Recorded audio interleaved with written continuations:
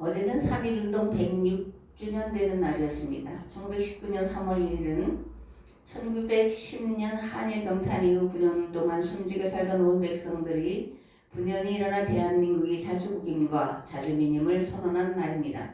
또한 세계 평화와 동양 평화를 이룰 발판을 마련하기 위해 일으킨 비폭력 무저항 운동이었습니다. 모든 종교와 사상이 통합하여버린 국권회복운동이요 모든 백성이 하나 되어버린 독립운동이었습니다. 조선말 상황을 살펴보면 동학운동 이후 조선은 전쟁터로 변했습니다.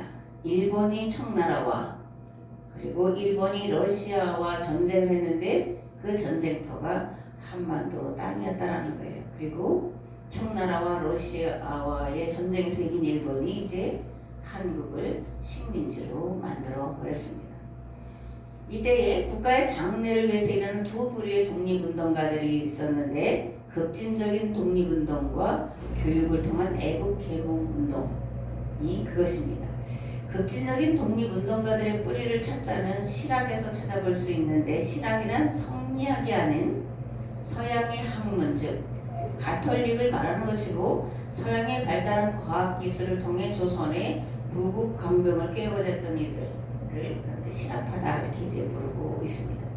이들은 동학농민운동 이후 대원군의 세국정책에 동조한 위정척사파와 동학농민 전쟁에 개입한 일본 세력을 물리치기 위해 척양회의를 부르짖으며 일어난 세력과 청일전쟁 후 일어난 을미의병과 가보의병 등 항일의병 세력과 무장 독립운동을 펼쳤던 조선의원군 세력인데 이들이 추구한 것은 조선의 왕권을 강화하는 복벽주의였고 조선의원군은 훗날 북한을 이제 세우는 데에 일조한 그런 무리들이 되었습니다.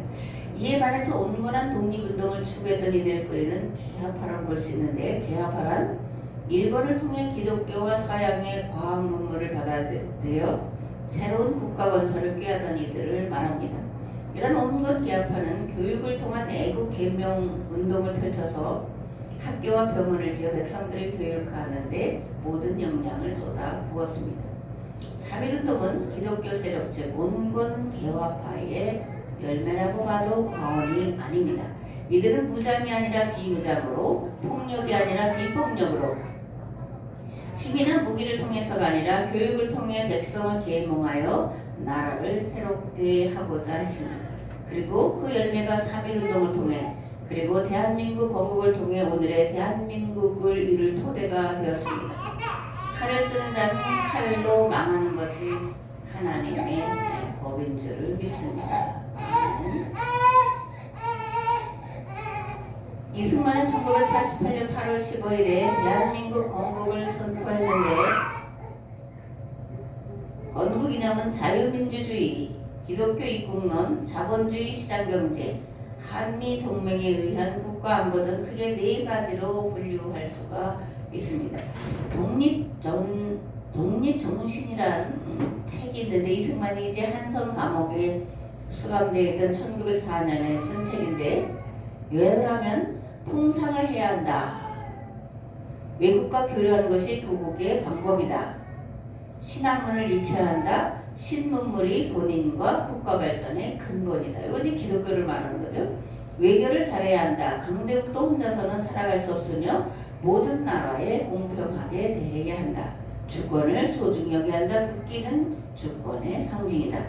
도덕의 수준을 높여야 한다. 뜻을 같이 하는 사람들과 용기를 가지고 행동해야 한다. 자유를 존중하고 목숨을 걸고 지켜야 한다. 이렇게 6가지를 이제 이 독립정신에서 이승만이 열거를 하고 있는데 특별히 기독교 입국론을 이제 이승만이 주장을 했고 그 토대에 의해 대한민국이 이제 세워졌다라는 겁니다. 기독교 정신은 힘이나 무력이나 권력을 통해서가 아니라 교육을 통해 백성들을 일깨우는 데 있습니다. 그렇게 기독교가 우리나라에 들어왔을 때 학교와 병원을 먼저 지었고 예배당에서는 양반과 상민의 구별을 철폐했고 공부하는 일에도 남자와 여자의 차별을 없앴고 무엇보다 자유와 평등과 평화를 추구했는데 이것은 우리 민족의 정신 가운데 들어있는 영락사회의 사상과 그 맥을 같이 했는데 영락사회란 영원히 이 세상을 낙원으로 고구려의 개국 정신인 것을 우리가 알 수가 있습니다. 근데 2025년 3.1절은 탄핵 찬성파와 반대파들로 인해 분열되었고 전쟁을 방불할 만큼 서로에 대한 갈등과 미움 그리고 불신의 벽이 높이 쌓였습니다. 이런 문제를 어떻게 해결해야 할지 참으로 난감하고 답답한데 포기할 수 있는 문제는 절대 아닙니다. 반드시 이로속히 해결해야 할 문제인데 이를 위해서 교회와 성도가 바른 분별력을 가지고 화합하고 통합하는 데 앞장서야 할 줄을 믿습니다. 아멘. 그렇다면 무엇으로 화합과 평화를 이룰 수 있을까? 예수님과 교회 공동체와 맺은 계약을 지켜 행함으로 화합과 평화를 이룰 수 있는데 예수님과 교회 공동체와 맺은 새 계약의 핵심은 서로 사랑하라입니다. 서로 용서하고 서로 용납하는 거예요. 만일 우리가 서로 용서하지 않고 서로 사랑하지 않고 서로 화합하지 않는다면 하나님의 준엄한 심판이 임할 것입니다. 야고보는 이렇게 말합니다. 긍휼을 행하지 아니하는 자에게는 긍휼 없는 심판이 있으리라. 긍휼은 심판을 이기고 사랑하느니라. 아멘. 이번 주부터 이제 에레미야를 함께 우리가 생각을 해보고 깨닫고자 하는데 1장 1절에서 19절 말씀을 봉독하겠습니다. 베냐민 땅 아나돗의 제사장들 중 힐기야의 아들 예레미야의 말이라. 아몬의 아들 유다 왕 요시아가 다스린 지 13년에 여호와의 말씀이 예레미야에게 임하였고 요시아의 아들 유다의 왕 여호야김 시대부터 요시아의 아들 유다 왕 시드기야의 11년 말까지 곧 5월에 예루살렘이 사로잡혀 가기까지 임하니라. 여호와의 말씀이 내게 임하니라. 이르시되 내가 너를 모태에 짓기 전에 너를 알았고 네가 배에서 나오기 전에 너를 선별하였고 너를 여러 나라의 선지자로 세웠노라 하시기로 내가 이르되 슬프도소이다 주 여호와여 보소서 나는 아이라 말할 줄을 알지 못하나이다 하니 여호와께서 내게 이르시되 너는 아이라 말하지 말고 내가 너를 누구에게 보내든지 너는 가며 내가 네게 무엇을 명령하든지 너는 말할지니라. 너는 그들 때문에 두려워하지 말라. 내가 너와 함께하여 너를 구원하리라. 나 여호와의 말이니라 하시고 여호와께서 그의 손을 내밀어 내 입에 드시며 여호와께서 내게 이르시되 보라 내가 내 말을 내 입에 두었노라. 보라 내가 너를 여러 나라와 여러 왕국에 세워 네가 그것들을 뽑고 파괴하며 파멸하고 넘어뜨리며 건설하고 심게 하였느니라 하시니라. 여호와의 말씀이 또 내게 임하니라. 이르시되 예레미야여 내가 무엇을 보느냐 하시매 내가 대답하되 내가 살구나무 가지를 보나이다. 여호와께서 내게 이르시되 네가 잘 보았도다. 이는 내가 내 말을 지켜 그대로 이루려 함이라 하시니라. 여호와의 말씀이 다시 내게 임하니라. 이르시되 네가 무엇을 보느냐 대답하되 끓는 가마를 보나이다. 그 윗면이 북에서부터 기울어졌나이다 하니 여호와께서 내게 이르시되 재앙이 북방에서 일어나 이 땅의 모든 주민들에게 부어지리라. 내가 북방 왕국들의 모든 족속을 부를 것인지 그들이 와서 예루살렘 성문 어귀에 각기 자리를 정하고 그 사방 모든 성벽과 유다 모든 성읍을 치리라. 여호와의 말이니라. 무리가 나를 버리고 다른 신들에게 분향하며 자기 손으로 만든 것들에 절하였은즉 내가 나의 심판을 그들에게 선고하여 그들의 모든 죄악을 징계하리라. 그러므로 너는 네 허리를 동이고 일어나 내가 네게 명령한 바를 다 그들에게 말하라. 그들 때문에 두려워하지 말라. 네가 그들 앞에서 두려움을 당하지 않게 하리라. 보라 내가 오늘 너를 그 온 땅과 유다 왕들과 그 지도자들과 그 제사장들과 그 땅 백성 앞에 견고한 성읍 세기 등 노성벽이 되게 하였은즉 그들이 너를 치나 너를 이기지 못하리니 이는 내가 너와 함께하여 너를 구원할 것임이니라. 여호와의 말이니라. 아멘. 에레미야는 아나돗의 제사장 힐기야의 후손으로 한 20살쯤 되었을 때, 즉 BC 627년에 등장해서 586년까지 약 40년 동안 예언자로 활동한 자인데 본래 에레미야의 조상들은 엘리의 후손이었습니다. 아론의 자손 중에 엘리의 후손이었습니다.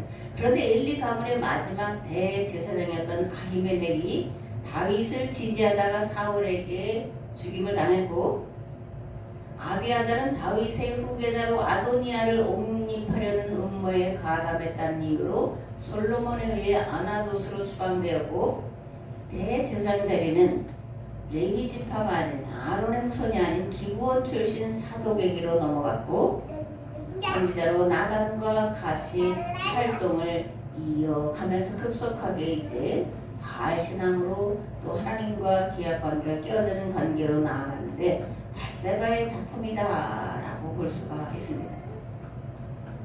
아나돗은 아히멜렉과 아비아달의 고향이에요. 그런데 353년 뒤에 에레미야가 이제 아나돗에서 등장해서 성전 신앙과 제사 신앙을 계약 위반이다. 그래서 멸망한다 이렇게 이제 선언을 하고 있다라는 거예요.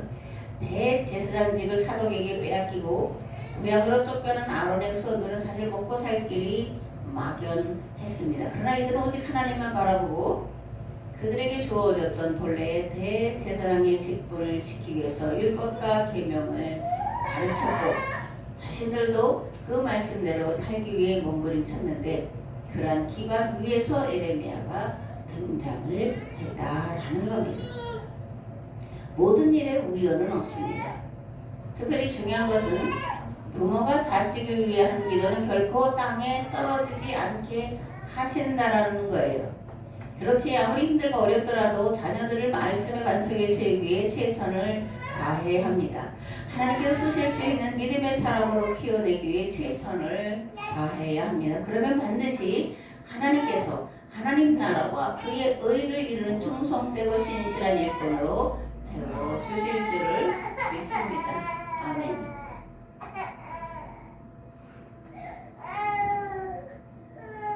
밧세바 누구일까?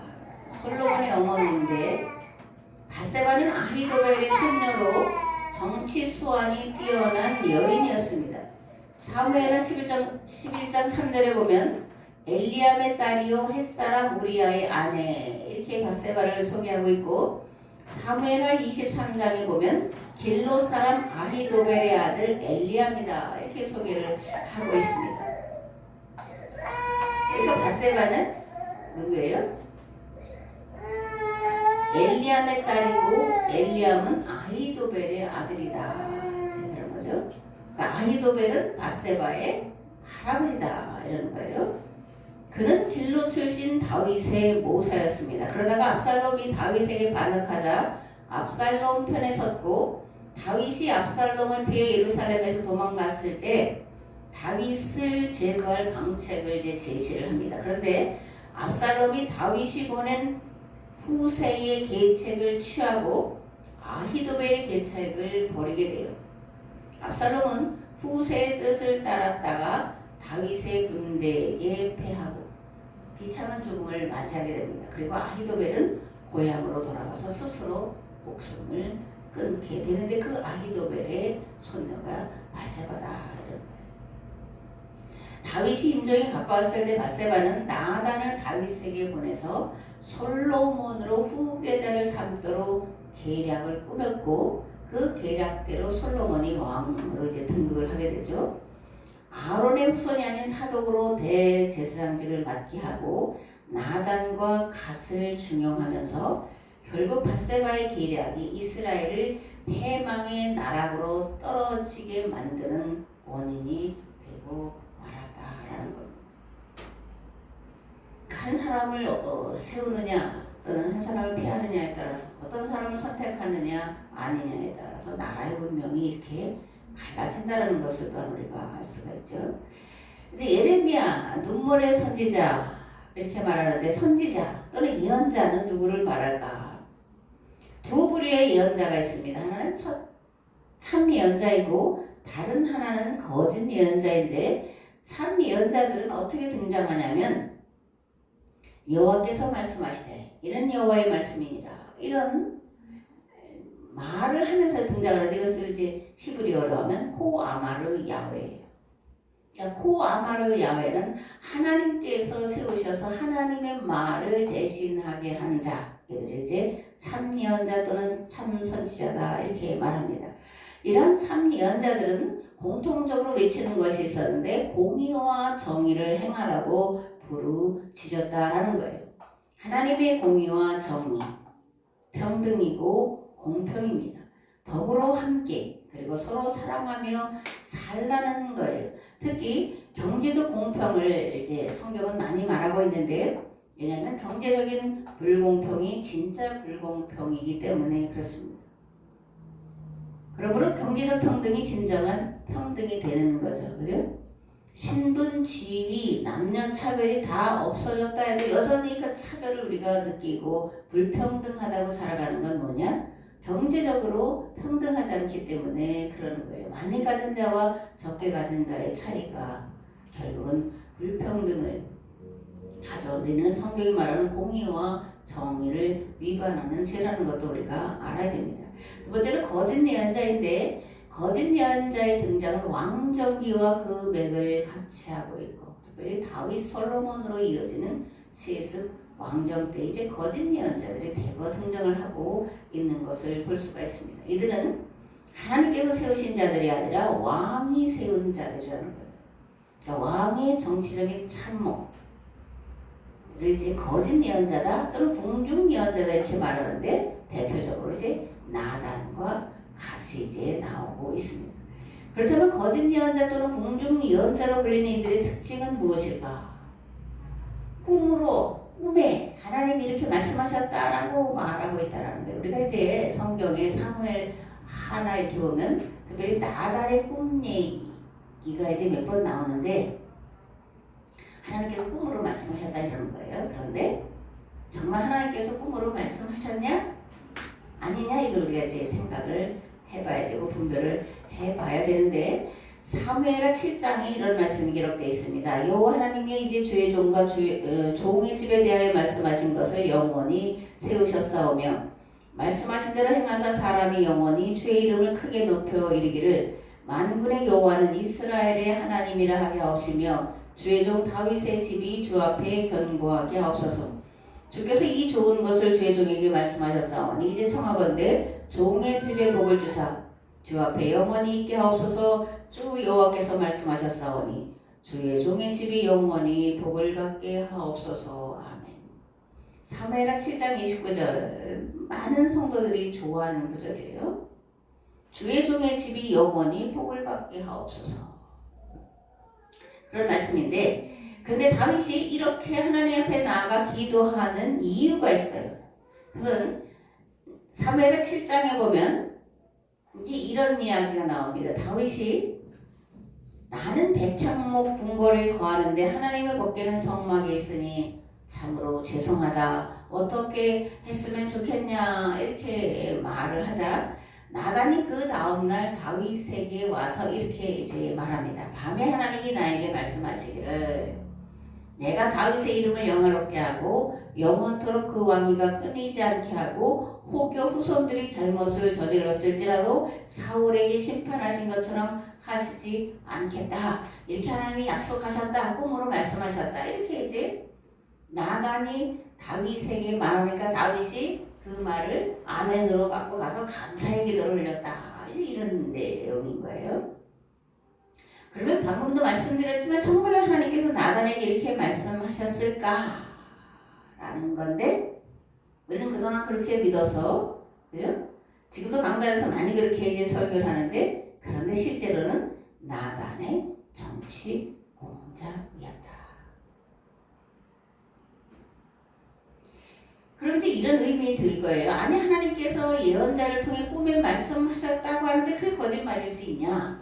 아, 내가 꿈에 봤는데 들었는데 그게 어떻게 하나님께로부터 온 것이 아니라고 말할 수 있냐? 이제 이런 건데, 특별히 이제 사무엘서는 신명기 역사서 중 하나예요. 그리고 신명기 역사서의 사관은 참회 사관입니다. 즉 신명기 역사서인 여호수아, 사사기, 사무엘기, 열왕기는 이스라엘의 배교에 대한 하나님의 심판과 이에 대한 참회, 그리고 하나님의 구원이라고 하는 배교, 징계, 회개, 구원의 도식으로 기록을 하고 있다는 것을 먼저 알고 있어야 됩니다. 사무엘하 7장에 보면 그 밤에 여호와의 말씀이 나단에게 임하여 이르시되 가서 내 종 다윗에게 말하기를 여호와께서 이같이 말씀하시되 네가 나를 위하여 내가 살 집을 건축하겠느냐? 내가 이스라엘 자손을 애굽에서 인도하여 내일부터 인도하여 내던 날부터 오늘까지 집에 살지 아니하고 장막과 성막 안에서 다녔나니 이스라엘 자손과 더불어 다니는 모든 곳에서 내가 내 백성 이스라엘을 먹이라고 명령한 이스라엘 어느 지파들 가운데 하나에게 내가 말하기를 너희가 어찌하여 나를 위하여 백향목집을 건축하지 아니하였느냐고 말하였느냐. 이렇게 하나님께서 먼저 물으셨다라는 얘기예요. 그럼 하나님께서 꿈에 나단에게 하셨다는 이 말씀을 우리가 어떻게 이해를 해야 할까라는 이해 차원인데, 다윗이 성전을 짓겠다고 하는 생각을 하나님께서 옳다고 하셨냐? 우리는 그동안 옳다라고 이제 봐왔다는 거예요. 그런데 실제로 하나님께서 그렇게 말씀하신 것이 아니라는 거예요. 내가 말하기를 너희가 어째요 나를 위하여 백향목집을 건축하지 아니하였느냐고 말하였느냐? 말하지 않았다. 나는 성막 가운데 장막 가운데 거하면서 이스라엘 백성들이 가는 곳마다 함께한 여호와다. 이렇게 말씀을 하고 있다라는 겁니다. 아멘. 사독과 나단, 갓. 굉장히 아주 신령한 예언자를 우리가 알고 있지만 절대 아니라는 것을 우리가 이제 알아야 되는데, 이 사독과 나단과 갓이 궁리하는 게 있어요. 뭐냐? 성전신학, 제사신학인데, 왕과 귀족이 좀 더 잘 살고 누리고 해야 되는데 계약법으로는 불가능한 거예요. 왜냐하면 계약법으로 하면 절대 부자나 절대 가난한 자가 없어야 되는 거거든요. 그러니까 평균케 해야 되는데, 이들은 왕이나 귀족이나 자기들이 더 많이 누리고 싶고 더 많이 권력을 행사하고 싶고 했는데, 계약법대로는 불가능하니까 이것을 성전을 지어서 성전에서 제사로 하나님을 영화롭게 하는 신학으로 만들어 버렸다라는 거예요. 이거 부자들에게 면죄부를 주는 겁니다. 어떻게 하든 부자가 되고 그 권력을 누리고 권세를 누리되 다만 성전에 가서 제사로 하나님께 예배드리면 하나님께서 기뻐 받으시는 신앙이야 라고 이스라엘 신앙을 잘못된 길로 이끌었다라는 겁니다. 그러니까 계약법대로 사는 것과 성전에서 제사로 하나님을 섬겨 복받으라는 것, 어느 것이 어렵겠냐? 계약법대로 사는 것이 어려운데 그것에 대한 면죄부를 성전신학과 제사신학을 만들어서 줬다라는 거고, 이것이 특별히 나단과 갓이 만들어낸 궁리였다라는 거예요. 출애굽기와 레위기 그리고 민수기를 중심으로 보면 사실 성전신학과 제사신학이 틀린 게 아니에요. 그러니까 거짓 예언자들은 없는 얘기, 거짓말을 꾸며냈다라는 얘기보다는 번영, 평화, 안정을 선언하고, 특별히 뭐예요? 성전에서 제사로 하나님을 예배하는 출애굽기, 레위기, 민수기를 바탕으로 신학을 전개했다라는 거예요. 그럼 왜 잘못된 거냐? 출애굽기, 레위기, 민수기를 중심으로가 아니라 이제 가나안 땅에 들어가서는 신명기를 중심으로 신앙생활을 해야 한다라고 모세가 마지막에, 모세오경의 마지막 신명기에 못을 받고 있기 때문에 그런 거예요. 왜 그러면 출애굽기, 레위기, 민수기가 아니고 신명기냐? 바뀐 세대, 바뀐 환경 속에 살아가 이들에게 새롭게 해석되어서 주어진 것이 신명기이기 때문에 그러는 거예요. 신명기에는 성전에서 번제로 짐승 드리던 제사를 절기로 바꾸었습니다. 그리고 절기 동안 고아, 과부, 나그네들을 불러 먹게 하라고 말씀했고, 특별히 11조 헌금을 드릴 목적은 내가 복받기 위해서가 아니라 나누어 평균케 하기 위한 것이라고 말씀을 하고 있다는 것을 우리가 알아야 됩니다. 그러니까 구약시대에 특별히 가나안 땅에 들어서 이스라엘 백성들이 신명기를 중심으로 신앙생활을 해야 했고, 오늘날 기독교인들은 요한복음을 중심으로 한 신앙생활을 해야 한다라는 겁니다. 그럼 그 앞에 그들이 잘못된 것이 아니라 그런 과정들을 거쳐서, 그래서 새로운 시대는 새롭게 해석하는 것으로, 그래서 오늘날에도 21세기에는 21세기에 맞는 신학 교리를 통해서 신앙생활을 하도록 해야 한다라는 얘기입니다. 법계는 하나님의 말씀을 기록한 십계명 두 돌판을 보관하던 상자였습니다. 그런데 모세는 신명기에서 말씀을 돌비가 아닌 마음에 기록하라고 말씀을 하고 있습니다.